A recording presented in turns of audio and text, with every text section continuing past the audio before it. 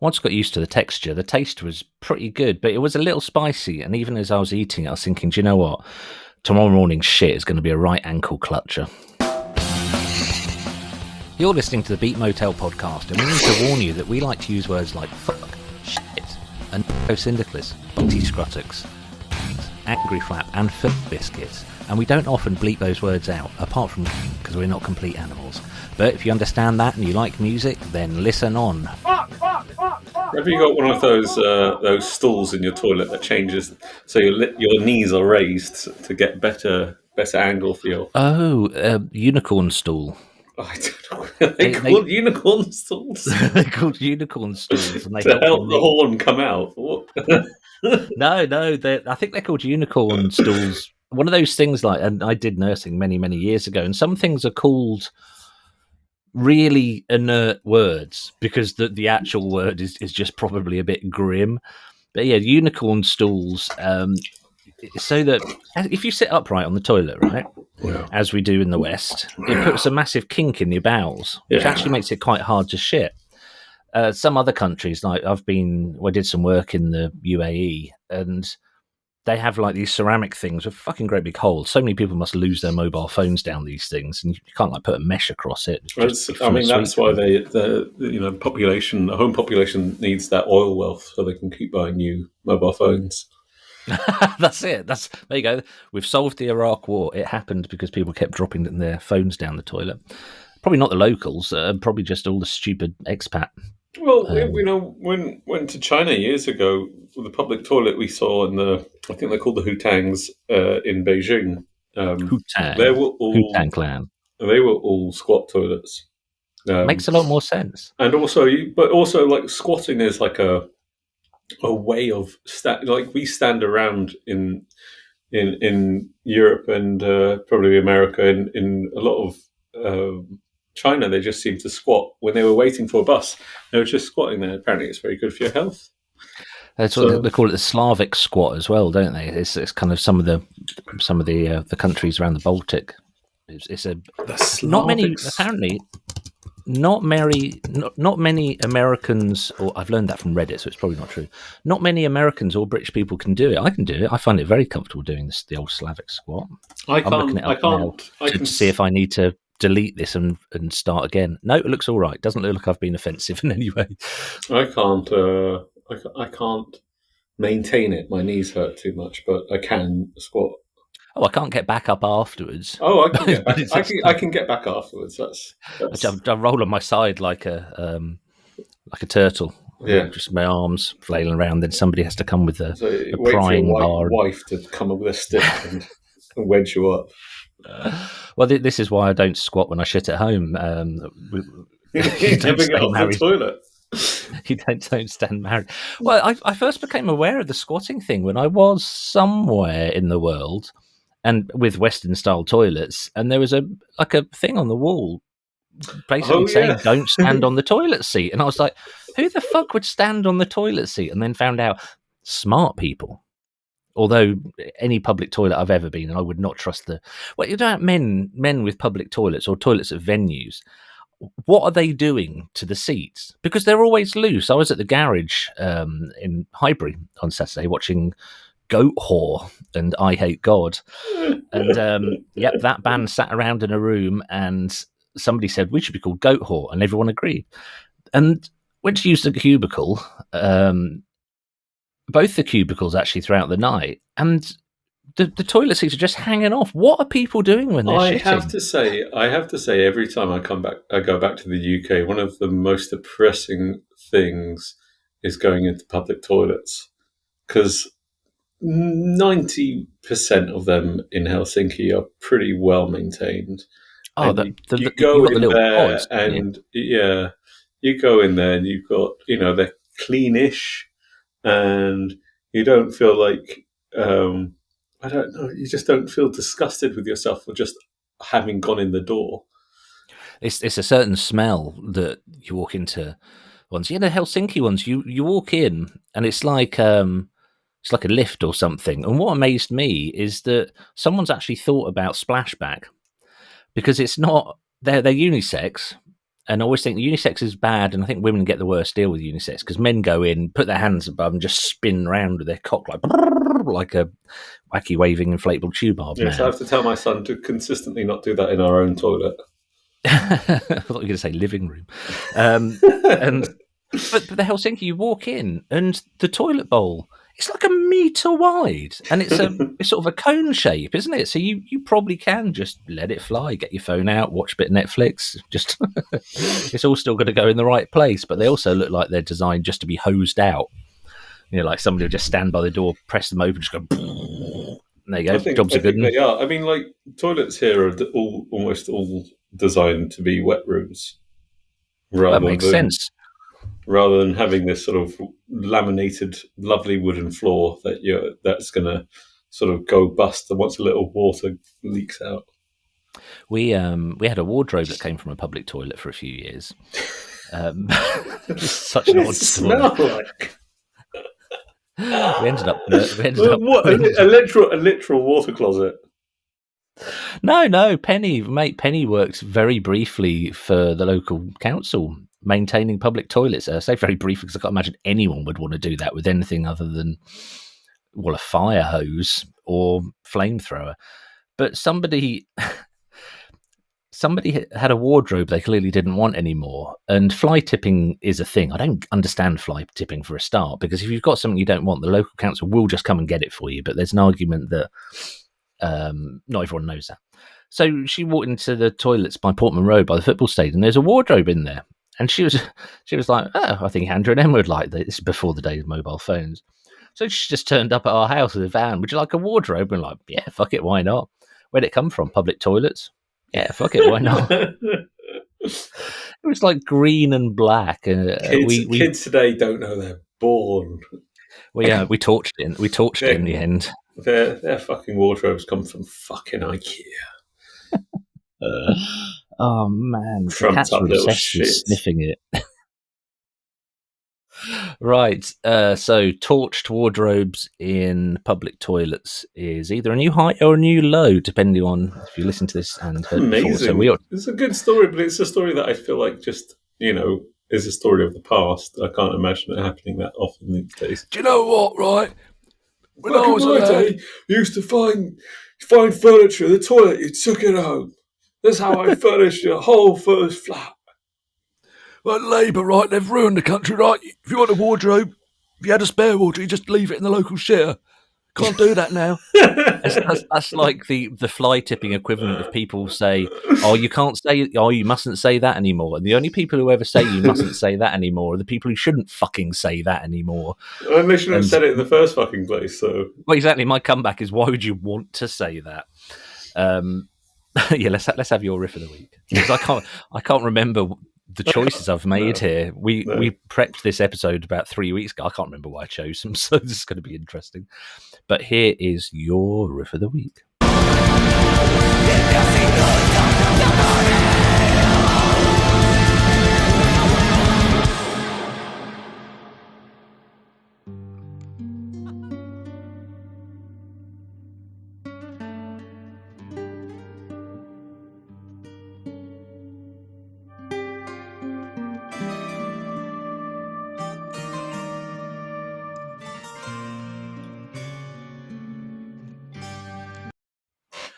I think I need this in my life. What is it? That just started off like a black metal thing I'd choose. Yeah, that's the atrociously named but brilliant band Bedsaw from the Italies, and with the song "A Colossus, an Elephant, a Winged Horse, the Dragon Rendezvous." I mean, grammatically, it troubles me. Yeah, but it's a great name. Their new album, whatever it's called, I can't be bothered to look it up. But their new album came out a few weeks ago. Is fucking brilliant and probably one of my favorite. And it's that rare thing of, for me, it's that rare thing of like proper prog meets black metal. No clean singing. Oh. And they do all of it with like a kick, so it doesn't sound like they're too relax about any of it. They're doing it with conviction, and it sounds like they're having fun. I just really need to listen to that. That's so cool. Do you know what? For me, it's stuff like Imperium. It's the band Imperium, whatever it is, the band that had the '80s saxophonist on it, Imperium Triumphant. That's too much. That goes too far for me. I cannot. It like it almost upsets and makes me nervy. But I've not found anything that's dialed back the right amount from that without being too proggy. But yeah, Bedsaw, that sounds great. Speaking of prog, I want to give a It shout out goes. to. That goes. I mean, it's a. I don't know how long is that song. It is a 12-minute Well, song. It goes places. It goes places. I was going to say that clip is 7 minutes 30 into the track. Incidentally, anyone who's listening to this for the first time, if you go look at the show notes or look at beatmotel.com, we do actually slavishly put in the timestamps for the bits that we chose. I didn't choose it because I chose it last week, but I finally got around to hearing the new Gay Rear album, and it really, really surprised me Oh, because it's a, yeah. the previous one had light and shade, but this one has got clean singing in it, and it's. I read a brilliant review of it on, Angry Metal Guy. Yeah. Yeah, the review. I've never read that website before, but the review of the new Gay Rear album on there is one of the best reviews I've ever read. It's so good and it's so thought out and it so understands the music. But God, yeah, that's a cracking album. But we're gonna have to move on to my track of the week. And I can't remember why I chose it, but it's this.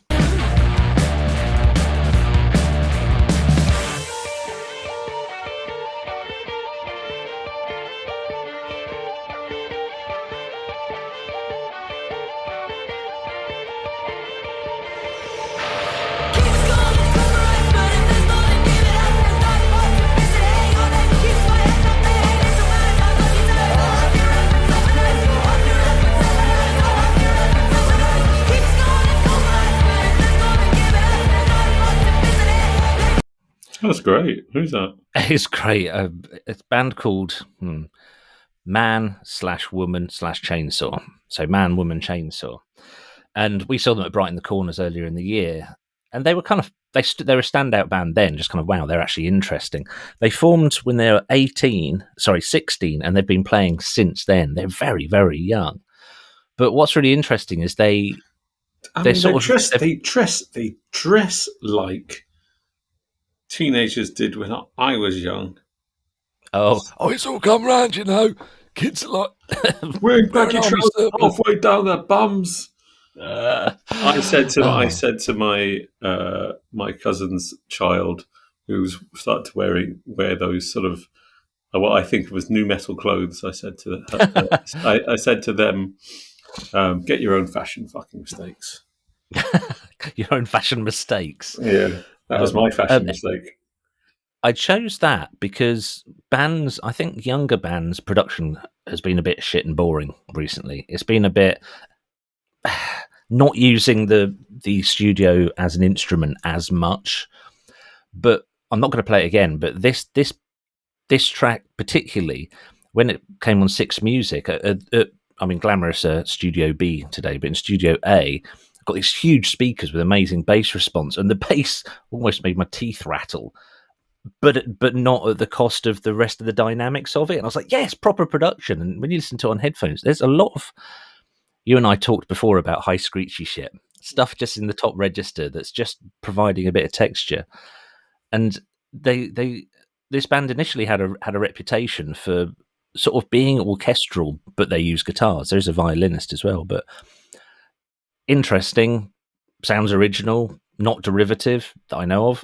So just want to choose that because I just think it's cool. I recommend listening to more. Right, so the theme this week, what is it? It's inspired by my first pick, and it's basically that's a weird thing to sample. Yeah, that's cool. So the titles they sampled and then capitals. What? So let's explain this as we go along, and this is your first choice for they sampled what? In my time, we didn't sample anything. They all played it themselves. They had to recreate it.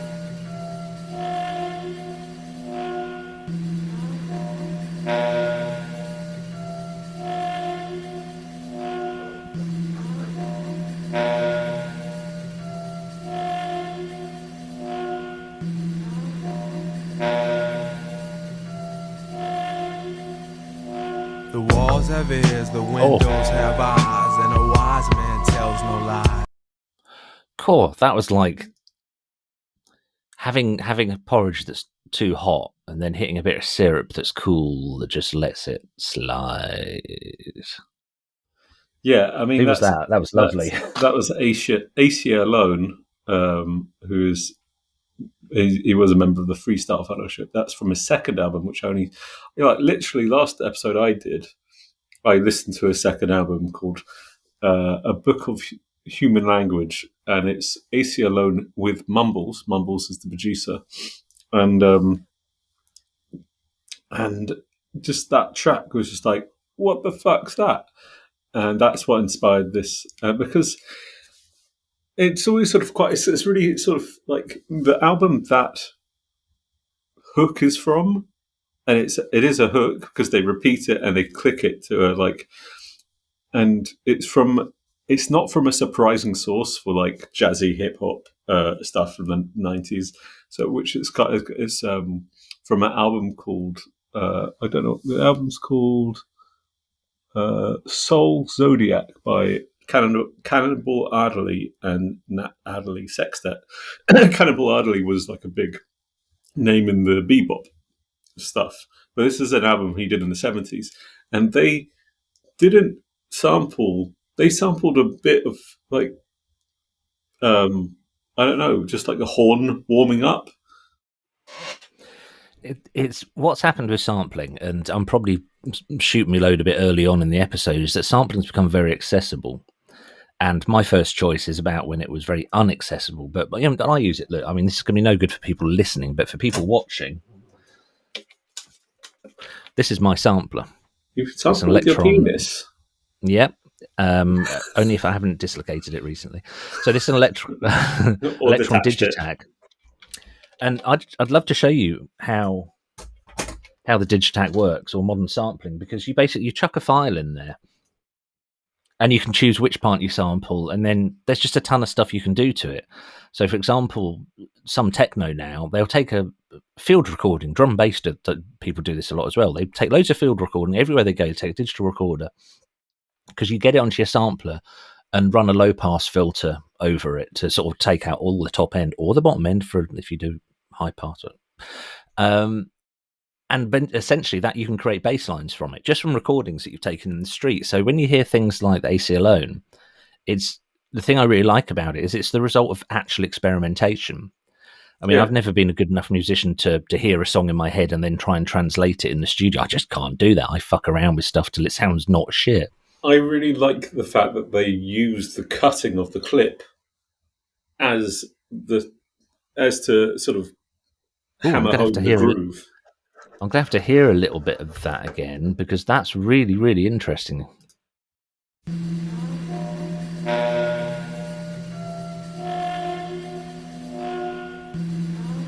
Yeah, you would never do that. That's a really fun thing to do.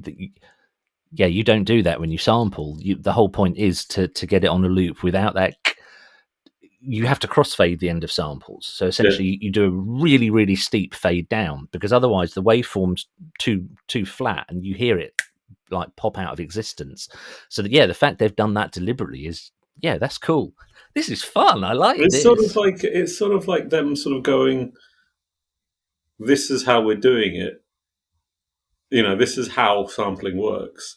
But we're also going to make this random section of sort of of tones, and like we're just going to make that into a loop with a groove, and they managed to do that really well. It's like the audio equivalent of breaking the fourth wall, isn't it? You know, when people look at the camera in a film, it's like that, but sort of very known. Yeah, cool choice. I'm going to play my first choice, which is this one. Please tell me what.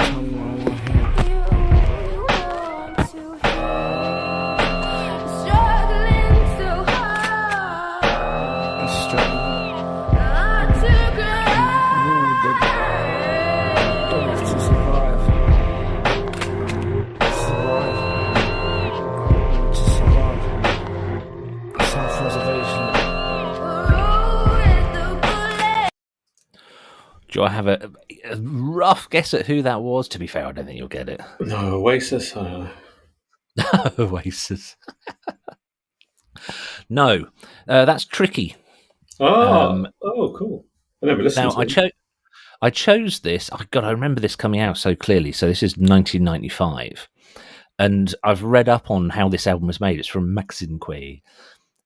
And I think it's really interesting because I mentioned about my sampler here, my Digitac, being really accessible and they're quite cheap now. But sampling in the 90s, you'd have to have an Akai or it was very, very, very expensive. So nowadays, a lot of people know how to sample. You can do it on your fucking phone. I do noise gigs and people are using samplers on their phone. It's completely democratized. You don't need any money. You don't need anything. So a lot of people know how to do it. But in the 90s, because samplers were so stupidly expensive, it meant no one knew how to use them, really, because you'd have to have the money to be able to buy one to learn how to do it. And only the 4 richest kings of Europe owned a sampler. So Tricky was in Massive Attack and was sort of one of the many collaborators with Massive Attack and got signed to make an album, but didn't know how any of the equipment in the studio works. He's not an engineer. He's sort of a creative, whereas nowadays, I don't want to say people like me because I'm really at the thin end of the wedge of having any talent or ability. But you're an engineer and you're creative and you're songwriter. It's all like packaged up now. It's the classic bedroom producer thing. So they made the album, or Tricky made the album by spending basically a lot of time, and he was signed to Island Records, spending a lot of time in the studio with an engineer who did understand how samplers worked. And he came into the studio with records he liked or things that sounded interesting when you banged them together. And the whole album was made by him just trying to verbalize what he wanted, and the producer engineer trying to translate that. And I think, my God, it's too expensive to do in a studio now, probably. But what an interesting process to make an album, just to kind of go, no, that feels wrong in my heart, and this is why, and to come out with a whole thing of music. And it did well, the album, I think. I mean, it does. And this is the old man in me who's going more and more against digital stuff, and the ease of digital, but like there's a thing to be said about that hands-on approach that I don't think translates very well to I don't think the digital has the same charm of it, and the same blood, sweat, and tears. And I think, like, I don't know. I did a course in, this is 22 years ago. I did a course, and in part of it included sort of creating electronic music on like C-bass and also samples and stuff like that. And it sort of rendered, and I didn't know, I had no interest in electronic music at that point, but it did make me think that actually the way people use computers is incredibly boring, for the most part. Part of the reason it gets boring is there's no restrictions. I mean, the reason I use hardware. I mean, anyone who's watching this will see a bunch of stuff behind me. These are drum machines and synths and things that I can actually get my hands on and twiddle the knobs. And I like that because I like the restrictions. Whereas a lot of things, even my sampler here, the maximum sample length is like half an hour or something. Yeah. Whereas way back on the Akai MPCs and things like that, the maximum sample length would be 3-4 seconds. Yeah. So what do you do with that 3-4 seconds? How do you make that 3-4 seconds into a 3-minute pop song? Is a fascinating problem. It's the joy of restrictions. Yeah. It's the joy of things. You think fucking like Wu-Tang first album sort of done on I don't think it was I think it was an MPC or something like that. I don't know why I'm being so particular about what brand of sampler. And you think how expansive and how interesting that is. Can you speak a bit more nasally when you mention what sampler? I think you'll find that's the Akai MPC. I don't know any of the names. Anyway, we ought to move on to your next track, which is this one.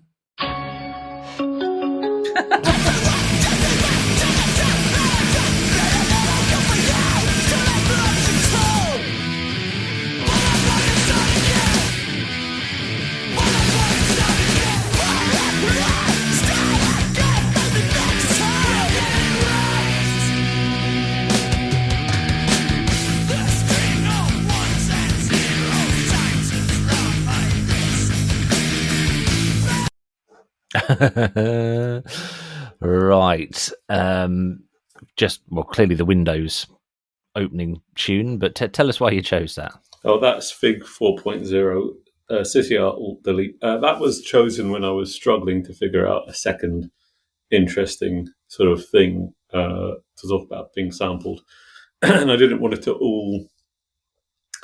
It would be really easy to just sort of not easy, but it would be mostly obvious to just talk about like hip hop sort of stuff.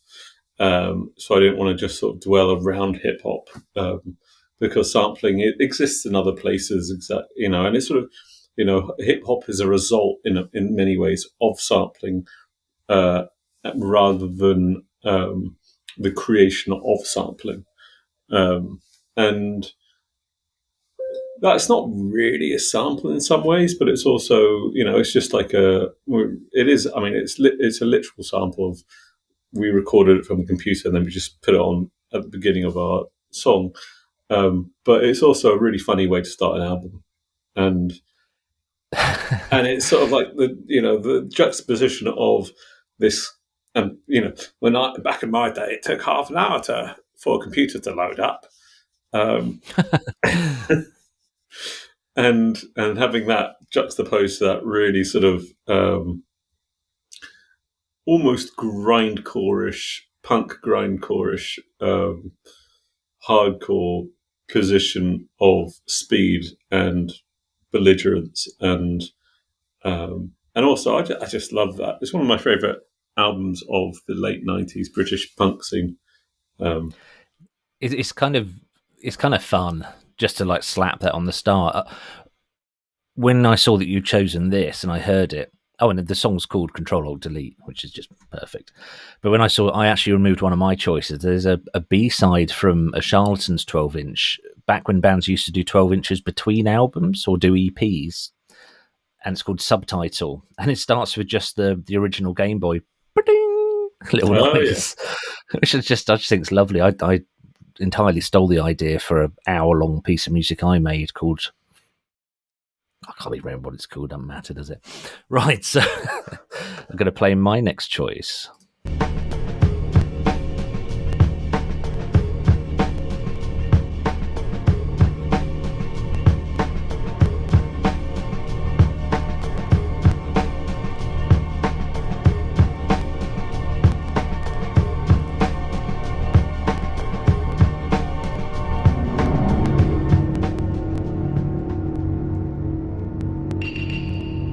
Tracks go off in this direction.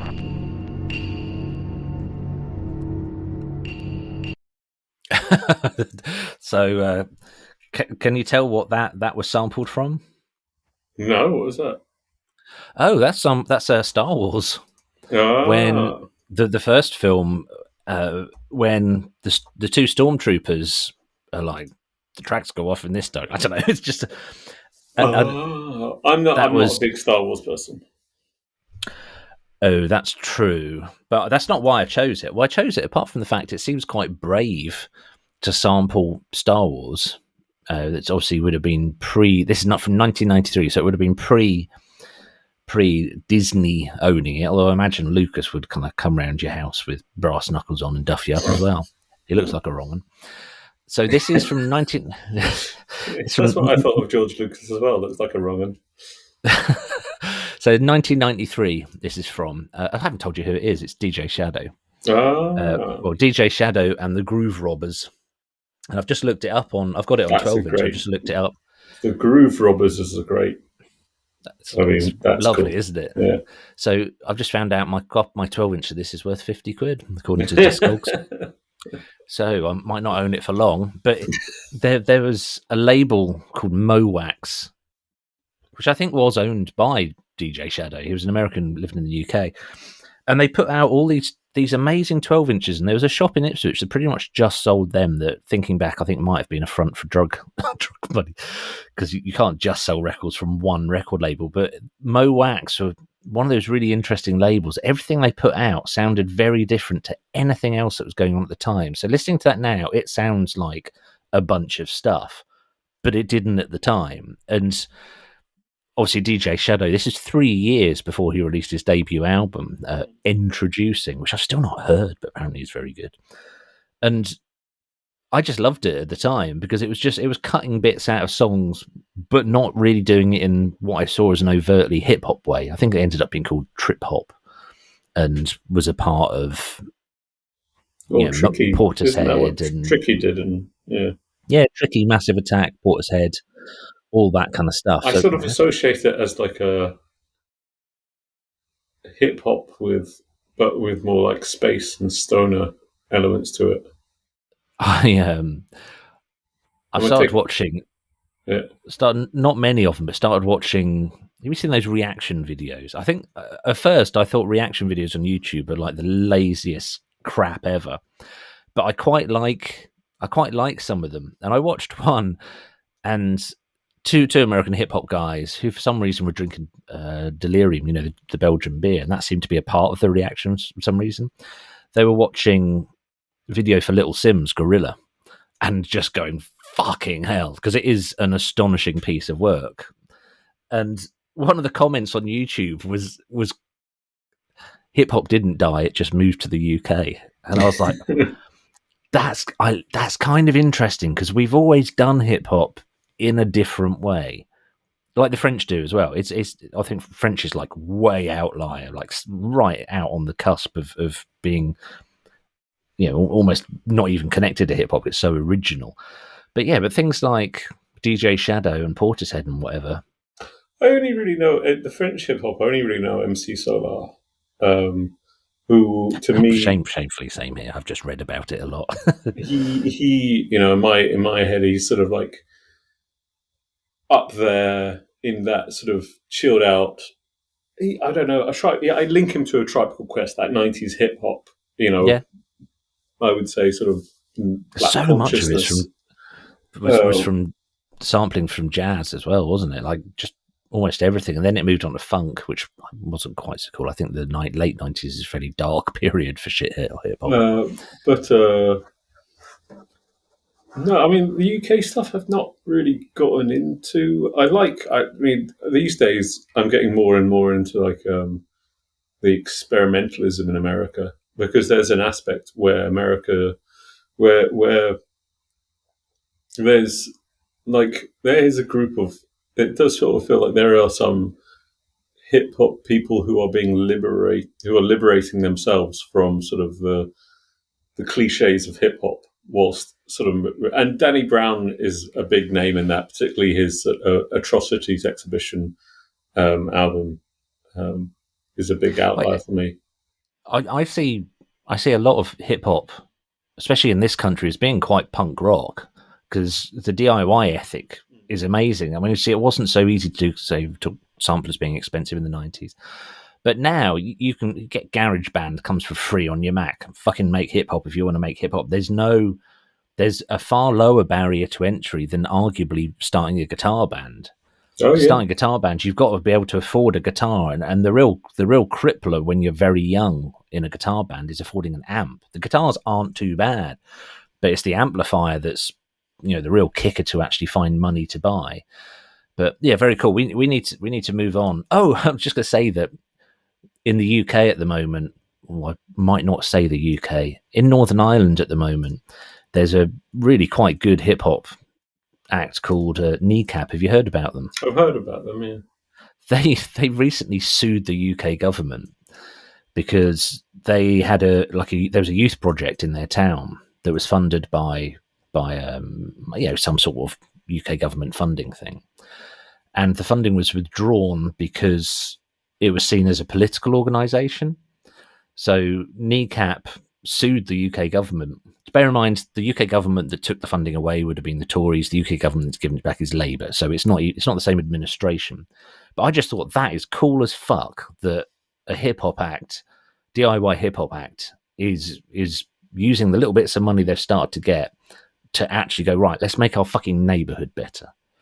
Yeah, it's not buying gold chains and fancy cars. Let's use our money to pay lawyers to make the fucking world a better place.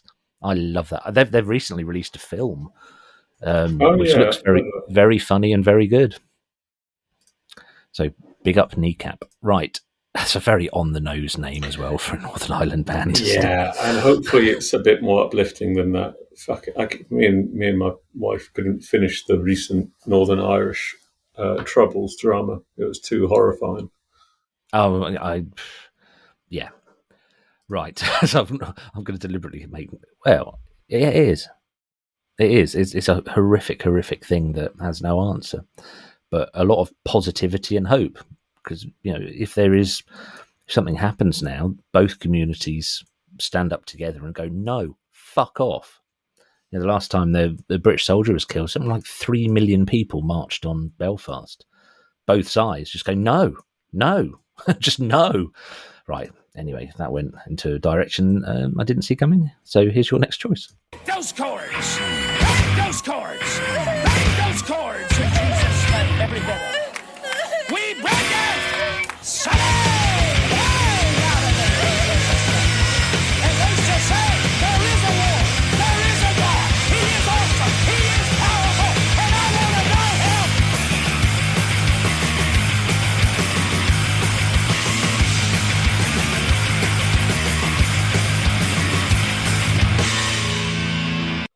If I was going to write a book about how to play punk rock bass, the first page would include details of how to play that riff. Because it is so... So what's special about that sample? That was the band Megachurch, by the way. And the track was called... Receive It! Receive Yeah, it. if I see the name, it. I've got a horrible feeling they were sampling Filth. Is that what was going on there? No. Two bassists is what's special about that. No, they were a band. I don't know if they're still going. They're Americans. This was a band who, two bassists and a drummer, had no singer. They took all their vocals. I think I've talked about them before. I'm pretty sure I have. I don't think you have. I would have remembered this. They take all their vocals from what's it called? They took all the vocals from like religious TV in America, like Baptist TV and shit. Televangelists. So that person, that's it. That vocal sample, it's a sample, vocal sample, is a televangelist. I think it sounds like Jello Biafra. It sounds that the vocal it's really such a sounds good vocalist. He's such. It would have been a good vocal if they had a singer, but the meter of it and the timbre and all those other musical words that I don't really understand, absolutely brilliant. Okay, well that's cool. They've really made a thing from using samples. I'm going to move on to this.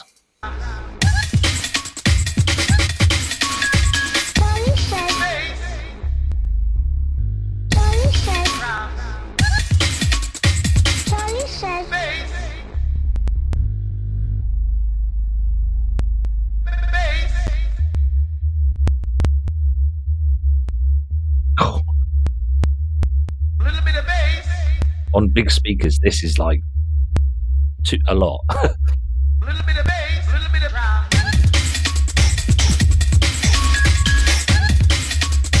A little bit of bass, a little bit of drum. That's English baggy. That's what? That's English baggy.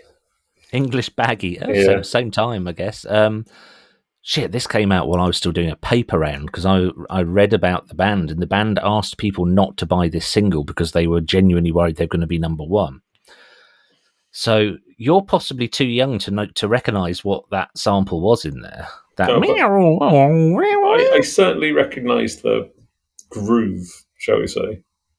That's the Prodigy, and it's their first single, Charlie Says. Charlie says, always make sure you cut your cocaine with baby formula, or something like that. I forget what the like, don't get in a van full of puppies or something like that.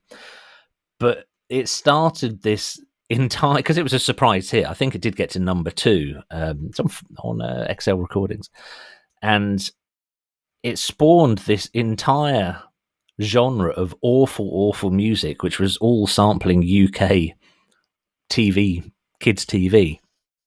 So, like, somebody would do the rhubarb and custard theme. Oh, that leads on to, yeah.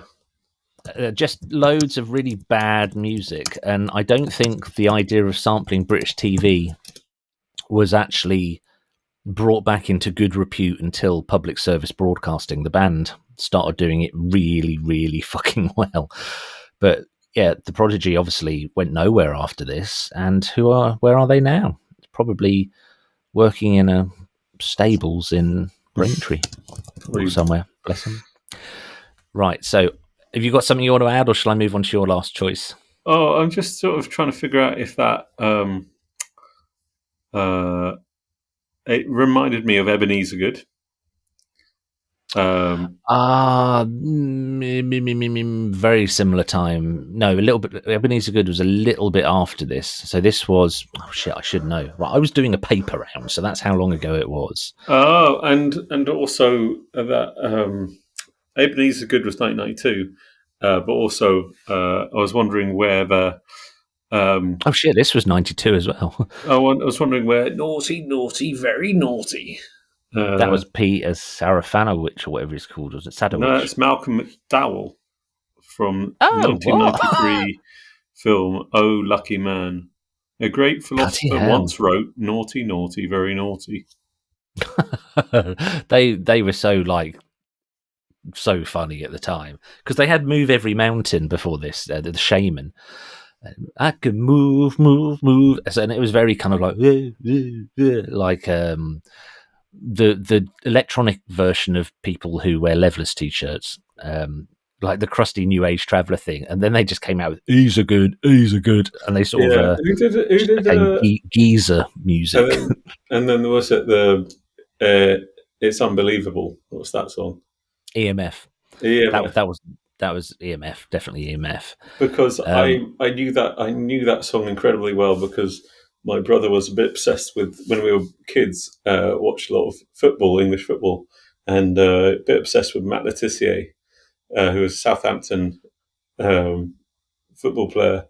And we bought a video, like this is back in the day when you bought video documentaries about, sports people. Yeah. And the intro was a collage of like great moments of like Matt Le Tissier, Matthew Le Tissier, and set to EMF. He's Unbelievable. They were completely hogtied by that single. If you're one of your first singles back then, if one of your first singles was a big hit, you were fucked. Because the next one wouldn't sell, and then you'd just be downhill and get fired. But they are back now, bizarrely, even though I think the singer died a long time ago. But we're going to move on to your last choice.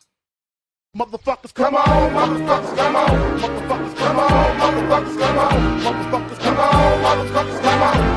It's so good.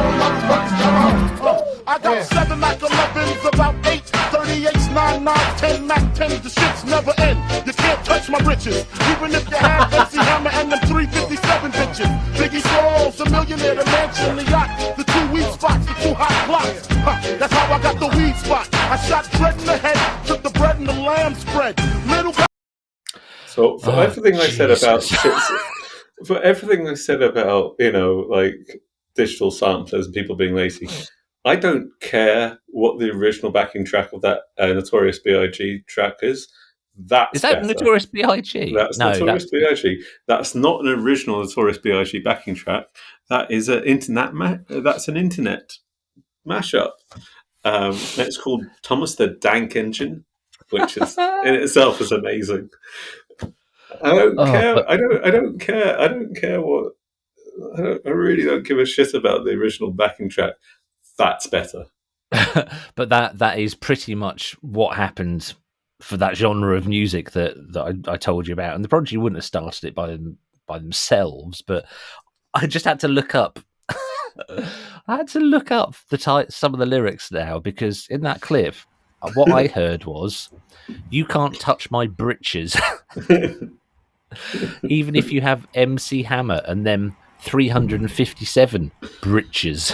I was thinking, why would MC Hammer have 357 pairs of trousers? That's so precise, but turns out he's not saying britches at all.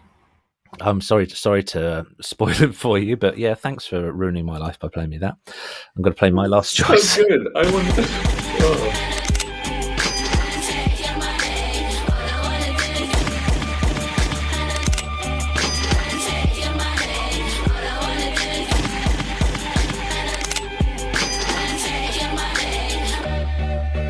MIA, third world democracy. Yeah, I got more records than the KGB. So, no funny business. You already are.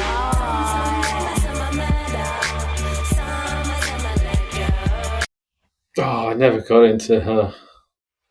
I'm always on the cusp of thinking she's either genius or an idiot, which no one needs my judgment, but she does some really cool shit, and then other stuff that I don't understand. I don't understand where she's coming from. Like, she officially retired like years ago, then clearly came back for another album, and just does odd things. Like, she played at Glastonbury, and on stage she was like, "Oh, I've been banned by the BBC, and so that's the worst like British Sri Lankan crossover accent ever. I've been banned by the BBC," and I was like watching her on the BBC at the time. I don't understand, but I chose that because the backing track is largely untouched. It's pretty much I can't remember the name of the song. Straight to The Hell Clash. by the Clash. Straight, which is that's one of those Clash songs that they've captured a vibe so brilliantly, so absolutely perfectly, and it's so relaxed and just sort of chill and well made. But I It's also one of my find favourite Clash songs. Yeah, I'd absolutely go with that. But what I find interesting about it is the other sounds in it. So obviously there's the gun cocking, which is the second track I chose with a gun in it. So the tricky one's got like thing as well, but it's part of the percussion and the gunshot thing as well. There's a Missy Elliott track called "Reverse It," where I always thought I was listening to a radio edit when I heard it, but each time there's a swear word, it's not a swear word. It's just the word "reverse it," reversed. And with this one, when I first heard it, the gunshots I thought were like put in instead of bleeps. You wouldn't put bleeps, but no, it's just part of the percussion. But yeah. this song's massive with teenagers at the moment who all discover their music through TikTok. It was big, and it's quite interesting that is Bass because that was big. That was a big song amongst my friends back in London when it first came out, and it was sort of like this is sort of alternative hip hop in a way, British, done through sort of a British, slightly post punk lens, and I don't know. I just sort of like.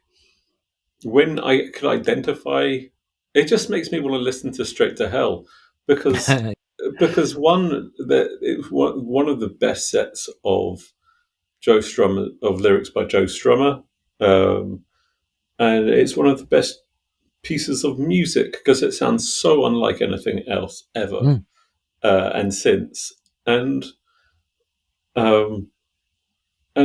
I don't know. It's just like when I hear something that I can identify that easily. I'd rather listen to the original because all I can hear is the original, and all I can hear is this person mumbling in a slightly annoying way over it. I think you summed up the whole episode just in that nice little bit. The Notorious B.I.G thing, though, fucking genius. Right, I'm going to say goodbye. Do you want to say goodbye?